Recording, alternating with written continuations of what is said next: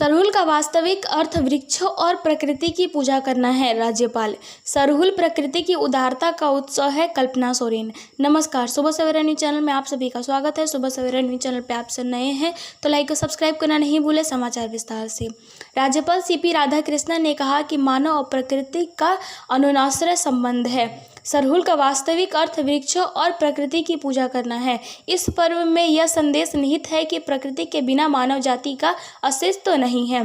राज्यपाल गुरुवार को सरहुल के पर्व के अवसर पर रांची विश्वविद्यालय के जनजातीय और क्षेत्रीय भाषा विभाग की ओर से आयोजित सरहुल महोत्सव कार्यक्रम में शामिल हुए। कार्यक्रम में राज्यपाल ने कहा कि सरहुल हमारे राज्य के अहम त्योहारों में से एक है, जिसे देश के अन्य हिस्सों में से भी बड़े उत्साह से मनाया जाता है। यह पर्व जनजातीय समुदाय तक ही सीमित नहीं है, इसे सभी समुदाय के लोग पूर्ण उमंग के साथ मनाते हैं। यह उत्सव सभी के मध्य आपसी भाईचारे भावना को और सुदृढ़ करता है। उन्होंने कहा कि सरहुल मानव जाति को प्रकृति की रक्षा करने का संदेश है।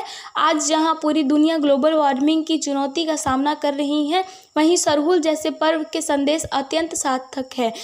राज्यपाल ने समस्त राज्यवासियों को सरहुल पर्व को आगामी पर्व रामनवमी की बधाई एवं शुभकामनाएं दी। सरहुल प्रकृति की उदारता का उत्सव है। कल्पना सोरेन। पूर्व मुख्यमंत्री हेमंत सोरेन की पत्नी कल्पना सोरेन ने गुरुवार को प्रदेशवासियों को सरहुल पर्व की शुभकामनाएं दी हैं और उन्होंने कहा कि सरहुल प्रकृति की उदारता का उत्सव है। कल्पना सोरेन ने सोशल मीडिया प्लेटफॉर्म एक्स पर लिखा, जैसे ही सखुआ के पेड़ों पर फूल खिलने लगते हैं, हमें एक बार फिर प्रकृति की अमूल्य उपहारों का आभार व्यक्त करने का पवित्र अवसर मिलता है। पीढ़ियों से सरहुल हमारे लिए जल, जंगल, जमीन की रक्षा करने वाले हमारे पूर्वजों को याद करने का पावन पर्व भी रहा है।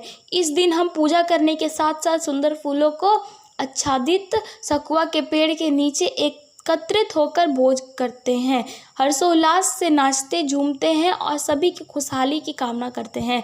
उन्होंने आगे लिखा, जलवायु परिवर्तन के इस दौर में हमें अपने प्रकृति संसाधनों के संरक्षण पर ध्यान देना चाहिए। सखुआ का पेड़ केवल एक प्राचीन प्राकृतिक नहीं है, इससे पत्ते, फूल और लकड़ी हमारे खाद्य, औषधीय और जीवन उपयोगी सामग्री के मूल स्रोत भी है।